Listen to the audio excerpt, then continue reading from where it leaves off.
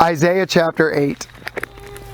Okay. All right, who remembers what we chatted about last week in Isaiah chapter 7? Who remembers? We took 2 weeks in Isaiah chapter 7.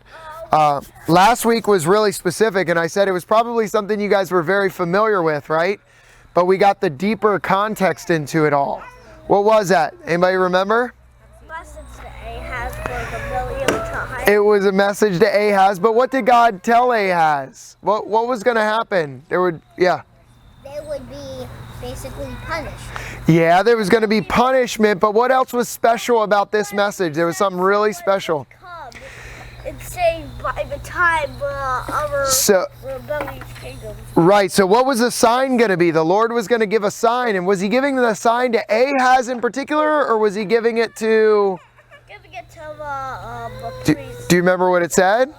It says the house of David, right? So all of that would be all of Israel, right? There's this sign to the house of David, because David is symbolic of all of Israel. So the Lord himself will, it says, give you a sign, but that you really is like y'all.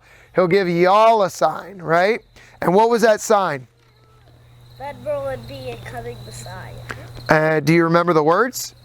The Lord himself will give you a sign. Behold, the virgin will conceive and bear a son, and you will call his name what? Emmanuel. And what does Emmanuel mean? God with us. Good job. And then, so after that, we see, though, that the Lord promised that the king of Assyria is going to come in and he's going to wreak havoc, right? So we did this historical context the last couple of weeks. I'm not going to dive back into that. But when you see here in chapter 8, we're going to get some more details on this Assyrian invasion. And so in verse 1, it says, "Then the Lord said to me," and this is Isaiah speaking, "The Lord said to me, take a large piece of parchment and write on it with an ordinary pen, Maher Shalal Hashbaz. Maher Shalal Hashbaz." And it says, "I have appointed trustworthy witnesses, Uriah the priest, Zechariah the son of Jeberechiah." So God gives to Isaiah 4 words, Maher Shalal Hashbaz. Anybody want to guess what those mean? Anybody? Get the mouse. Get the mouse. Well, there are some adjectives in here that may fit with this. Okay? So the 4 words that are given to Isaiah are swift, plunder, hurry, pray. So we do kind of have some mouse imagery here, right? So swift, plunder, hurry, pray. And I want to remind you / show you something that we had talked about with Isaiah. If you remember, if you jump real quick where you are in the scriptures, same chapter, go to verse 18 real quick. Verse 18 says this about Isaiah. It says, "Here I am with the children that the Lord has given me, to be signs and wonders in Israel from the Lord of hosts." So Isaiah recognizes that not only is he has this prophetic ministry, but he himself and his kids, his family, God is using them as signs for Israel and as wonders. So if you remember, Isaiah just had a son earlier. Do you remember what Isaiah's son earlier was named?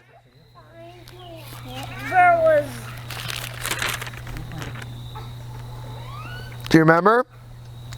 It was Shear Jashub, which meant a remnant will return. Right? So when Isaiah went and he gave the message to Ahaz originally, God told him to take his son. And his son, the name of his son was to be a sign to Ahaz and to Israel, speaking something. Right? And it's the same thing for even Isaiah's name. Does anybody remember what Isaiah's name means? Isaiah's name means salvation. So Isaiah himself is a message of this same kind of message that God's giving him. Even his name is speaking something about God. And so now this second son, you were going to see, actually, he didn't even say it was the son yet. Sorry. He gives the 4 words first, and Isaiah tells Uriah the priest and Zechariah, he gets 2 witnesses, right? And we know that from the law, right? Everything is to be established with 2 or more witnesses, 2 or 3 witnesses. And so Isaiah goes and gets these 2 witnesses to write these things down before they happen, so that there's somebody that can testify that this was a prophetic utterance and that this was something prophetic, those 4 words. And what do you think those 4 words probably have something to do with?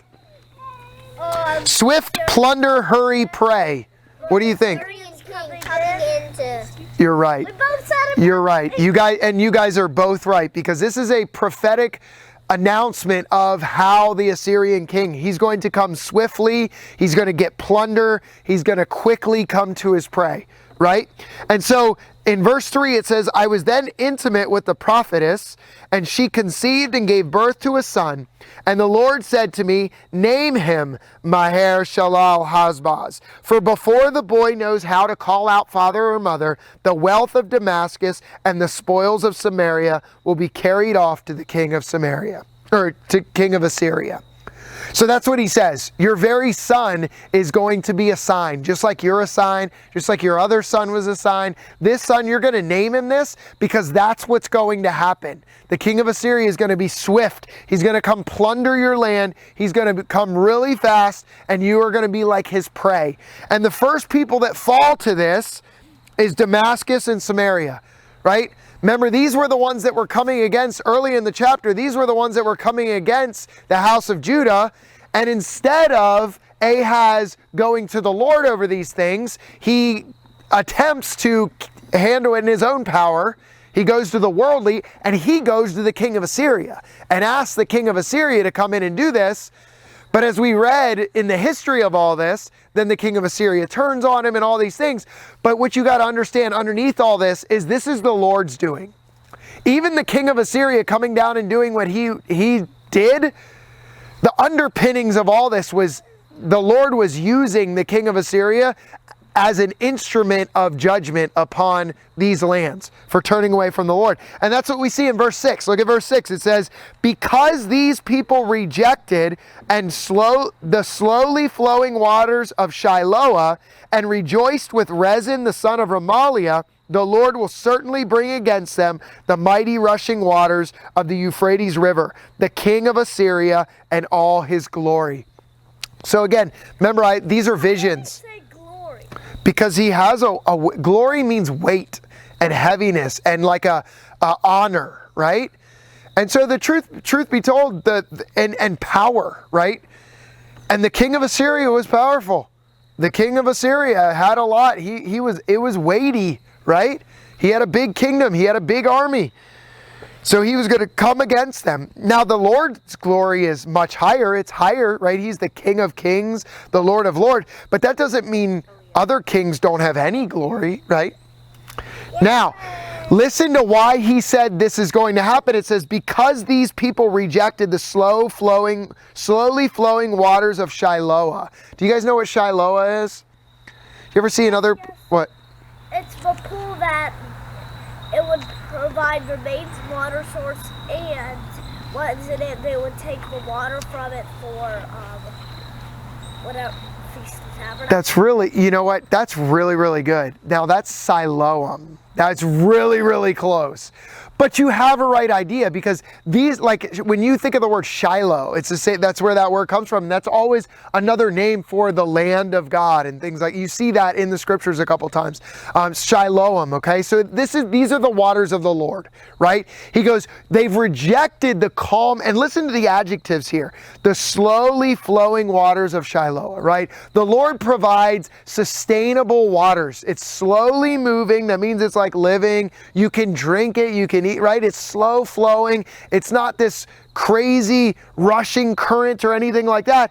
And he goes, because they rejoiced with Rezin, and if you remember, Rezin came to power. He overthrew the king that was in Israel, right? And so he put himself into power. So he goes, because you rejoiced in that, because you joined up with them, because you're not following the Lord, you rejected those slow flowing waters of Shiloah, the Lord will bring against them. Now here's what comes in contrast to the Lord's replenishing, useful water. you have the rushing water of the Euphrates River and the king of Assyria with all his glory, right? So the contrast, there's going to be a rushing water that now comes in. What happens when rushing water goes out of control? It can flood. Yeah. It floods and Not only floods, but man, it tears things up, right? I don't know if any of you guys remember when like this stream overflowed like the other year.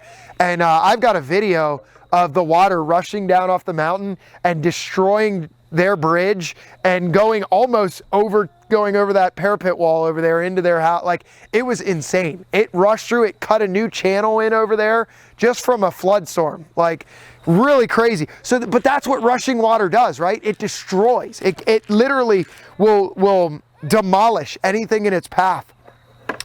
And so it said, now listen to what it says. It says, it will overflow its channels and spill over its banks, right? So this is Samaria, this is Israel, and that area up in Damascus, right? So those upper areas that we were talking about before. Now in verse 80 says, it will also pour into Judah and flood over it, sweeping through and reaching up to the neck and spreading its streams. It will fill your entire land, Emmanuel.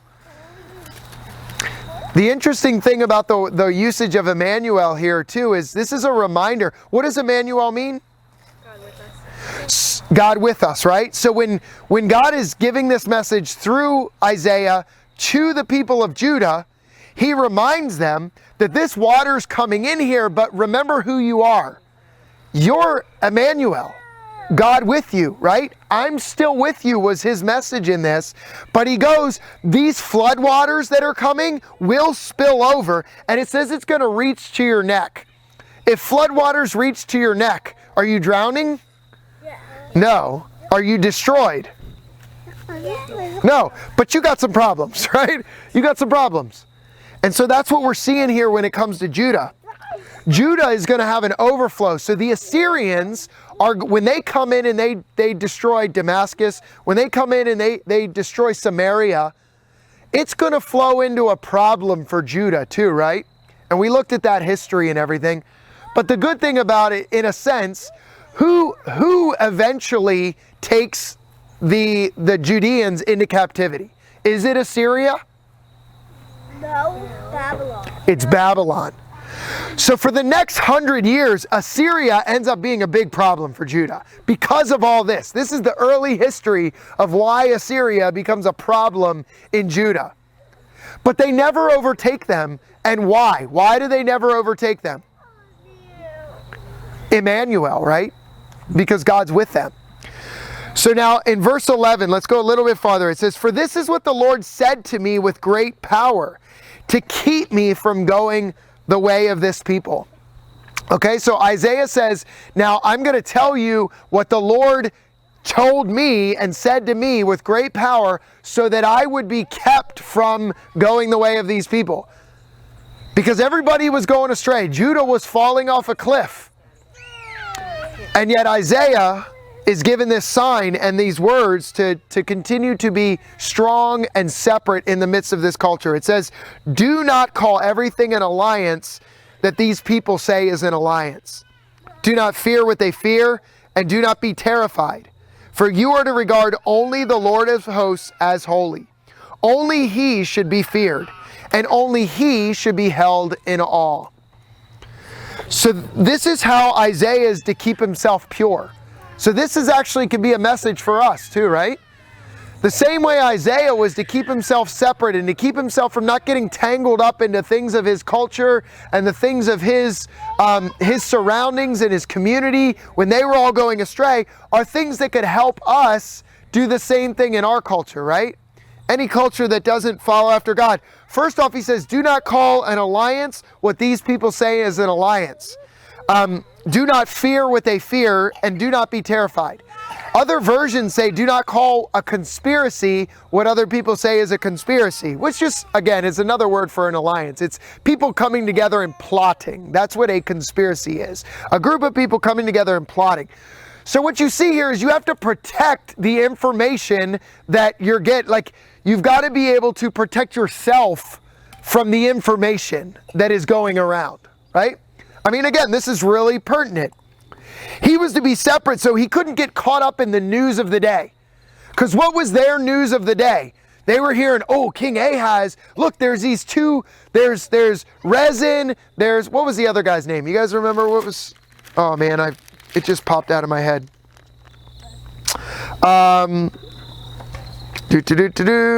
Pekah, right? Remember it was Pekah. Pekah and Rezin were coming up. Guess what Pekah and Rezin were doing? Making alliances, right? And what was Ahaz doing? He was going to go make an alliance with King of Syria. And he says, do not call an alliance what these people call an alliance, right? Just because they're linking up and making all these connections, do not get involved in that. Do not get caught up in the hearsay and the rumors and the fear and the trembling and the news that's going around on the day. Makes me think of, like powerful worldly people don't like to share power. Right, yeah. So it doesn't take too long for the backstabbing to start. Right. And it's exactly what we see in all of history, right?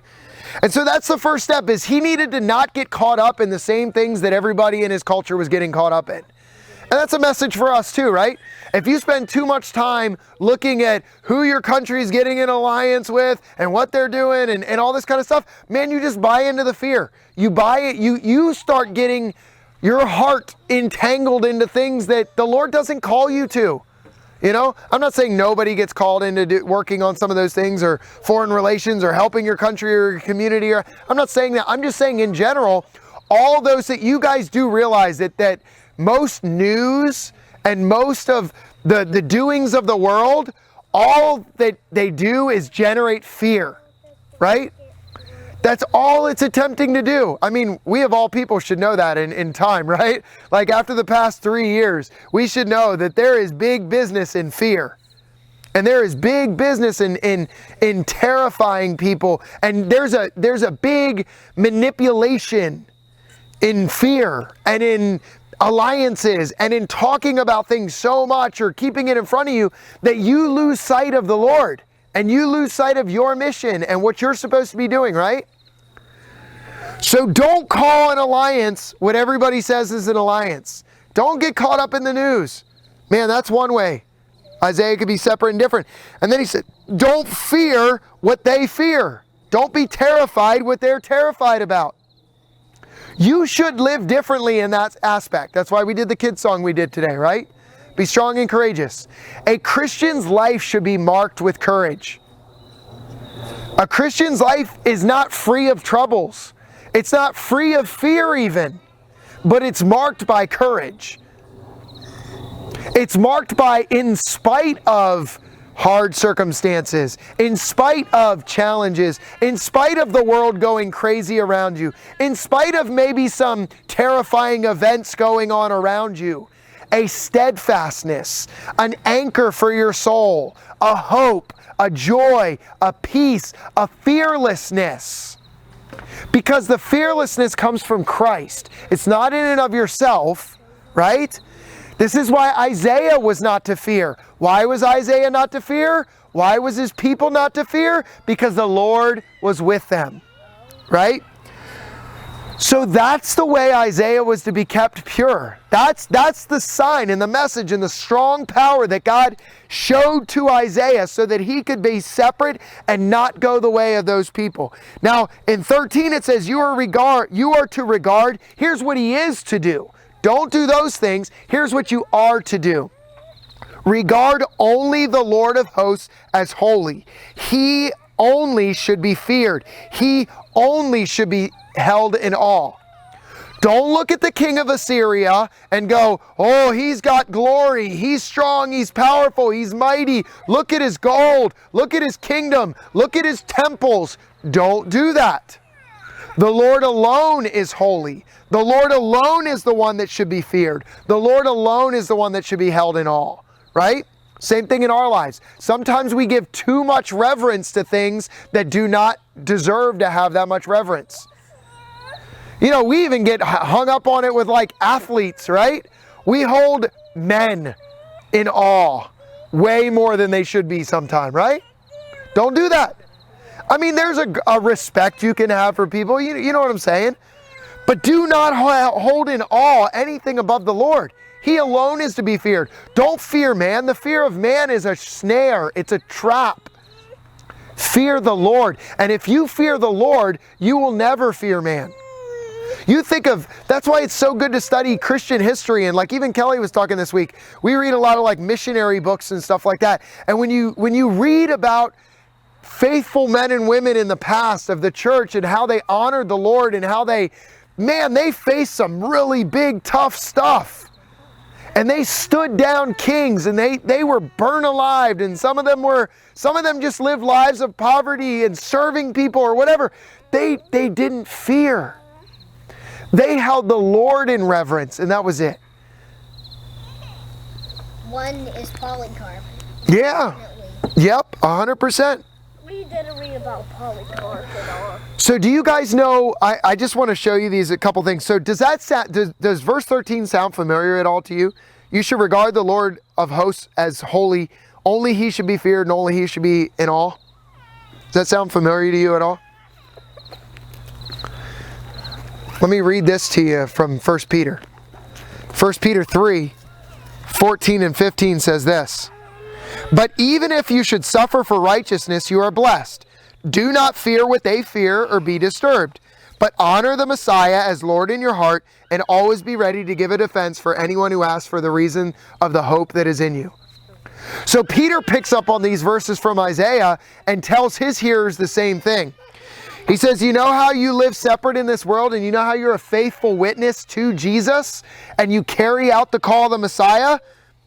You do not fear what they fear. But even if you suffer for righteousness, you're blessed. Even if you're suffering, even if it's in hard times, you honor the Lord, the Messiah, as Lord in your heart, and you always be ready to give an offense for why you have the hope within you. So you live separately. Verse 14, then I'm back in Isaiah. Any questions, thoughts on that? As you'll see, the New Testament, this is something I want to remind you, the New Testament authors, Jesus included, they really know their book of Isaiah. If there's one there's multiple Old Testament books you should really know. Isaiah is just one of them books because it is constantly referenced in the New Testament. Verse 14 says this, he will be a sanctuary. So now we're talking about the Lord. And this is another interesting thing here too. If you get what Peter's doing, in Isaiah is saying, regard the Lord of hosts as holy. Who is the Lord of hosts?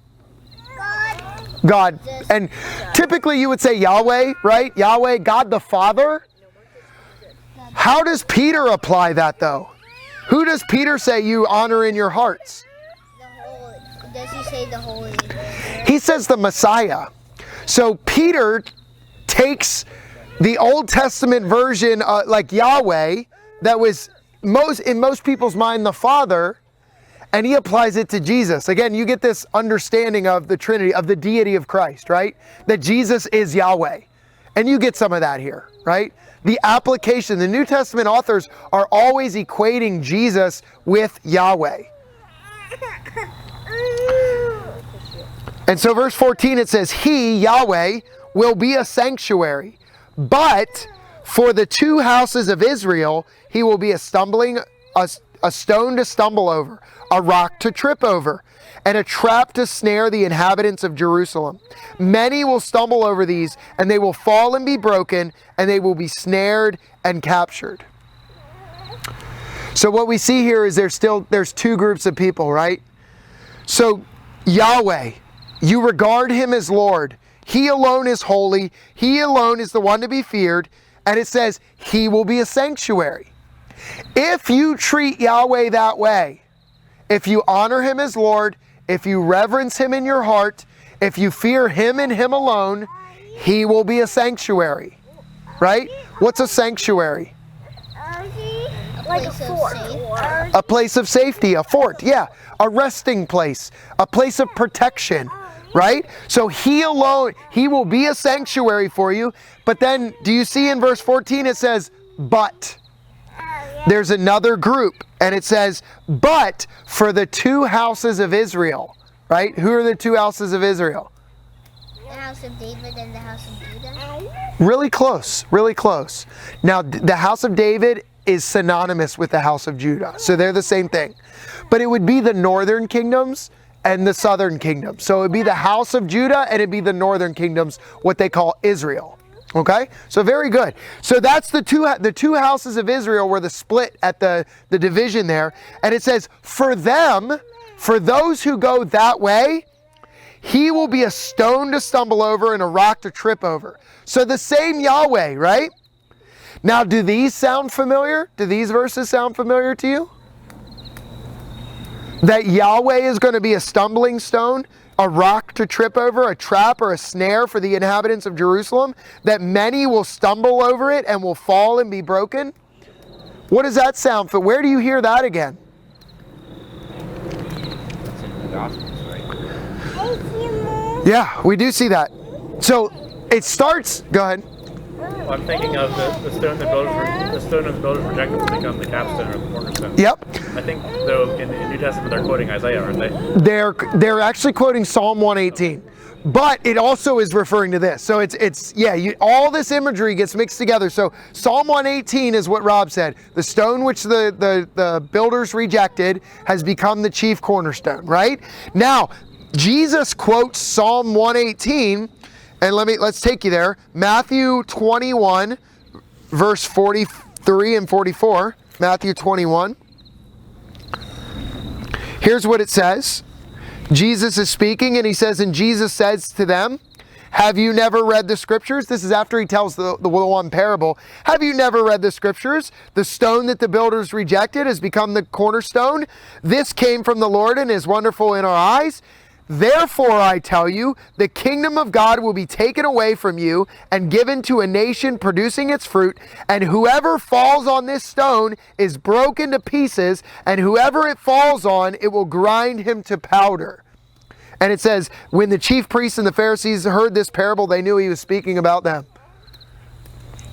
So Jesus mixes both Psalm 118 with Isaiah's word and says that this stone that is rejected, himself, whoever rejects him, he then will grind to powder and they will be broken, right?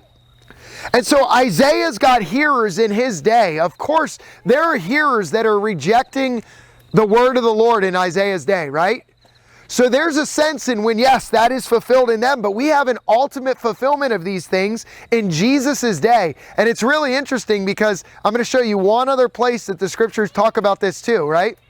So that Jesus says the hearers of his day, there was the prophetic nature that Isaiah didn't just see things that were happening right then. He was seeing into Jesus' day.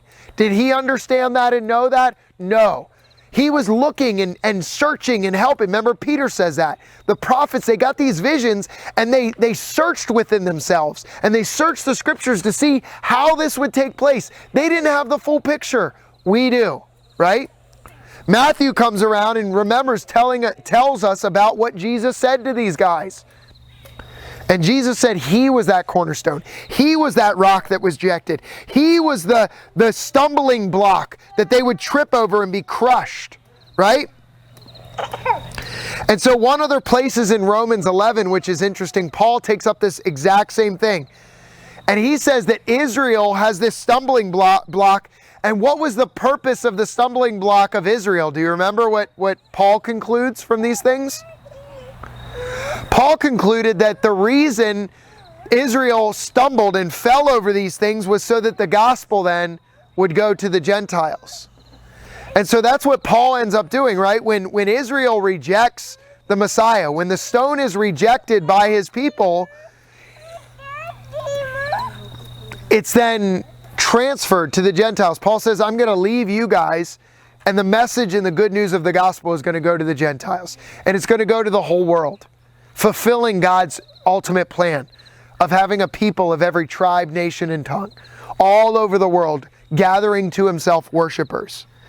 And so Isaiah concludes in this section where I'll stop, and it says, bind up the testimony, seal up the instruction among my disciples. I will wait for the Lord, who is hiding his face from the house of Jacob. I will wait for him. So at the end of this, Isaiah concludes and he realizes that that's the only way he can remain separate from these things, the only way that he's going to be faithful and true after seeing these visions, seeing these signs, is that he will wait on the Lord. He will seek the Lord's face. He will walk in the Lord's ways. And he says, bind up this testimony, seal up the instructions among my disciples. Teach this to those who are willing to hear.